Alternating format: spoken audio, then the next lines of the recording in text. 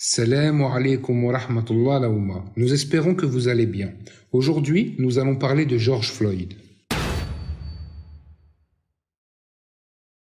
La plupart des musulmans qui ont eu la chance d'accomplir le Hajj ont déclaré que cette expérience avait changé leur vie. Cela est encore plus vrai pour certaines personnes que pour d'autres. Malcolm X, ou El-Hajj Malik El-Shabazz, est un musulman qui a découvert le véritable islam lorsqu'il a accompli le Hajj au mois d'avril 1964. En tant qu'ex-membre et conférencier de la Nation de l'Islam, une secte musulmane nationaliste et spirituelle réservée aux personnes de race noire, il croyait que l'homme blanc était le diable et que l'homme noir, lui, était supérieur. Cette croyance venait en réalité du conflit racial américain entre les Noirs et les Blancs du continent. Pour les Noirs américains, il était impossible que des hommes les ayant martyrisés, maltraités, spoliés et considérés comme des animaux pendant des siècles puissent être leurs frères. Pour Malik Shabazz, le déclic a eu lieu en mars 1964. Il s'est rendu au Hajj, ce qui lui a permis de modifier de façon radicale sa vision des Blancs et du racisme. En ces temps où les événements et la mort tragique d'un homme tué devant les yeux du monde entier nous rappellent combien l'histoire a parfois été cruelle et à quel point ces images qui peuvent nous heurter ne sont pas si nouvelles, mais émanent bien souvent de soubresauts de l'histoire, comme un monstre qui venait à éruquer et rôter quelques remontées acides et pétrides de ce qu'il avait comme horreur au fond de son fort intérieur. Voici un extrait de la lettre que El-Hajj Malik El-Shabazz a écrite à ses anciens confrères de Harlem. Une lettre écrite du fond du cœur, qui raconte son expérience en détail.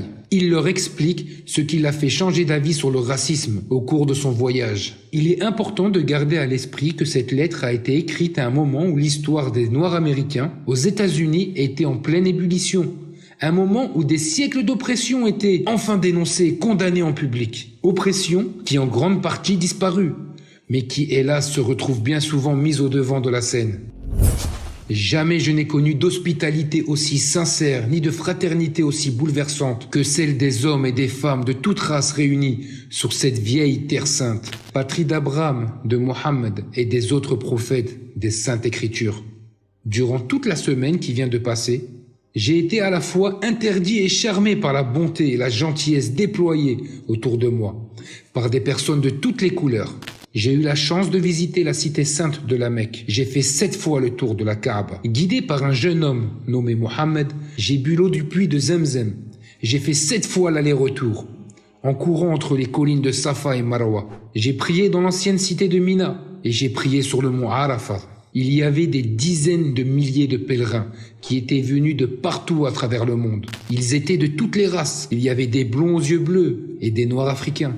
Mais nous nous soumettions tous au même rituel, dans un esprit d'unité et de fraternité que mes expériences aux États-Unis m'avaient amené à croire impossible entre un blanc et un noir. L'Amérique a besoin de comprendre l'islam, parce que c'est la seule religion qui ignore le racisme. À travers mes voyages dans le monde musulman, j'ai rencontré, discuté et même mangé avec des gens que nous aurions considérés comme des blancs aux États-Unis. Mais la mentalité du blanc était absente de leurs esprits et avait été remplacée par l'islam. Jamais auparavant je n'avais vu une telle fraternité réunissant des gens de toutes les races. Peut-être serez-vous renversé par ces mots, surtout venant de moi. Mais ce que j'ai vu et vécu au cours de ce pèlerinage m'a obligé à réviser certaines idées qui étaient miennes, à rejeter certaines conclusions auxquelles j'étais parvenu.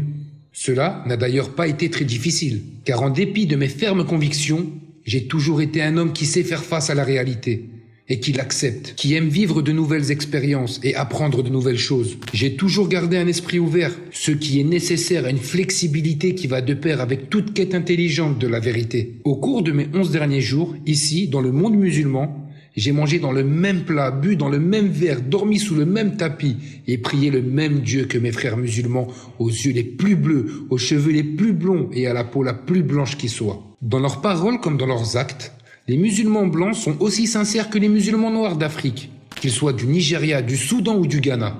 Nous sommes véritablement frères, parce qu'ils croient en un seul Dieu. Ils excluent de leurs esprits, de leurs actes, de leurs comportements, toute considération raciale.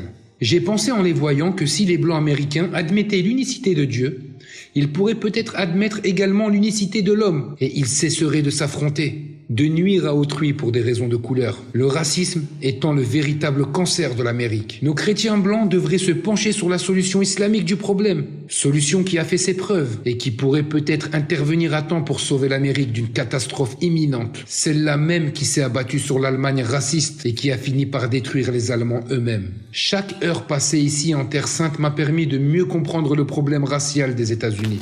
On ne saurait blâmer le noir pour son agressivité dans ce domaine. Il ne fait que réagir à 4 siècles de racisme conscient de la part des Blancs. Mais si le racisme mène l'Amérique au suicide, je crois que les jeunes Blancs de la nouvelle génération, ceux des universités, verront ce qui crève les yeux et que nombre d'entre eux opteront pour la vérité spirituelle. C'est le seul moyen qu'ait encore l'Amérique d'éviter le désastre auquel mène inévitablement le racisme. Jamais je n'ai été honoré comme ceci. Jamais je ne me suis senti plus humble et plus digne. Qui aurait cru qu'un simple noir américain serait comblé de tant de bénédictions? Il y a quelques nuits de cela, un homme que l'on appelait un homme blanc aux États-Unis, un diplomate de l'ONU, un ambassadeur, un ami des rois, m'a gracieusement cédé sa suite à l'hôtel, m'a donné son lit pour la nuit. Jamais je n'aurais même rêvé d'être l'objet d'un pareil honneur, d'un honneur qui, aux États-Unis, aurait été réservé à un roi et non à un noir. Louange à Dieu, le Seigneur des mondes. Malcolm X a vu et vécu de nombreuses choses positives lors de ce Hajj. La générosité et l'ouverture d'esprit des musulmans, partout où il a été reçu, ont laissé sur lui une vive impression. Il a vécu avec eux une véritable fraternité, une fraternité entre personnes de toutes les races, ce qui l'a amené à désavouer le racisme et à déclarer « Je ne suis pas un raciste ». Par le passé, je me suis laissé utiliser pour porter des accusations généralisées contre les Blancs, contre la race blanche tout entière. Et ces généralisations ont porté atteinte à certains Blancs, qui ne méritait peut-être pas d'être attaqué. Après l'illumination spirituelle que j'ai eu le bonheur de recevoir à la suite de mon récent pèlerinage à la cité sainte de la Mecque, je ne souscris plus à aucune accusation généralisée contre aucune race. Je concentrerai désormais mes énergies à vivre la vie d'un véritable musulman sunnite. Je tiens à répéter que je ne suis pas un raciste et que je ne souscris pas au principe du racisme. Je peux affirmer en toute sincérité que je ne souhaite rien d'autre que la liberté, la justice et l'égalité, une vie libre et une quête sincère de bonheur pour tous les peuples. Cette lettre est pleine d'enseignements. Elle est à la fois pour nos frères de couleur qui se sentent persécutés et mis de côté, non par le Seigneur de la Kaaba. Vous êtes et vous serez à tout jamais nos égaux. Rien ne vous différencie de nous, si ce n'est la piété, et rien n'enlèvera de nos cœurs l'amour d'Allah que nous portons pour vous. Et ceci, quelle que soit votre couleur de peau, votre origine ou votre continent. Elle l'est aussi pour tous nos frères et sœurs qui se battent nuit et jour pour changer le monde, pour apporter un meilleur lendemain. La solution est simple, beaucoup plus simple qu'on ne le pense. Il ne s'agit pas d'une lutte politique, raciale, sociale ou prolétaire. Il ne s'agit pas non plus d'une lutte contre des individus, comme une caste sociale ou autre. La solution est simple. Nous devons revenir à Allah dans nos choix, dans nos vies, dans nos œuvres. Nous devons faire de la religion le porte-étendard de notre existence et notre raison de vivre. Que chacun de nos pas, de nos faits et gestes, de nos propos soit dicté par la religion saine et noble. Et ensuite, là, nous trouverons l'issue à tous nos problèmes, Inch'Allah. Nous demandons à Allah de préserver les musulmans de tout mal aux 4 coins du monde et de faire de nous les musulmans meilleurs. Wassalamu alaikum wa rahmatullah.